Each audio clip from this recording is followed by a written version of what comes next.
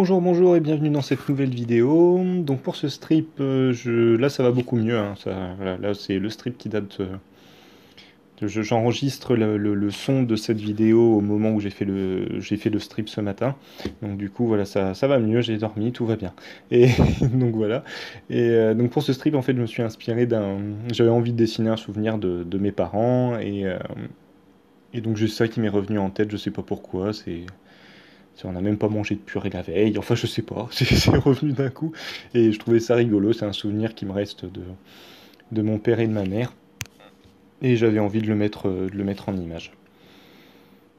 Donc là, à la base, je voulais faire un truc un peu plus compliqué. C'était, enfin, à la base, en fait, je devais même pas faire cette idée-là en strip. J'étais parti sur un truc un peu très schéma sur le salaire. En ce moment, je me renseigne un peu là-dessus, sur des vidéos de Friot, de Chouard, de Lepage, enfin autour de l'éducation populaire, du salaire universel et tout ça. Et donc je tourne un peu là-dessus et j'y arrive pas encore sur ce format-là, j'arrive pas à essayer de faire autant de choses.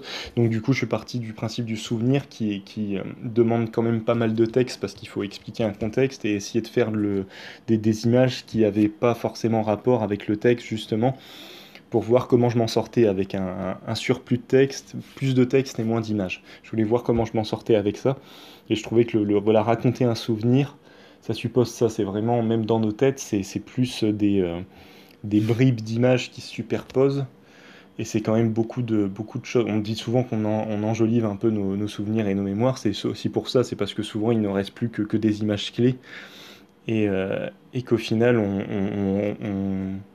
on brode du texte autour de ça. Et c'est pas, voilà quoi, c'est pas mal en soi, c'est juste que forcément on a une mémoire qui est sélective, hein, comme à chacun.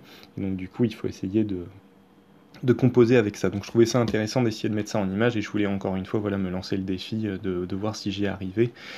Et bon, je me suis un peu galéré au niveau du texte et j'étais encore un peu fatigué donc c'était un peu tendu, mais j'ai essayé de m'en sortir et pour moi je m'en suis pas trop mal sorti.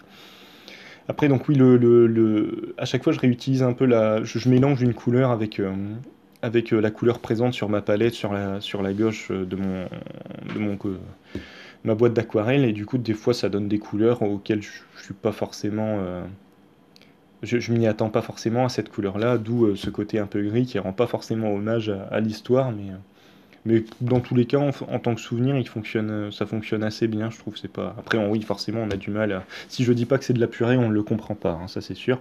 Et si je dis pas qu'il y a une espèce de puits au milieu, on le comprend pas non plus. Donc voilà. Mais bon, c'est pas grave, hein, ça fait partie du jeu. Enfin bref. Je vous souhaite une excellente journée et vous dis à très bientôt.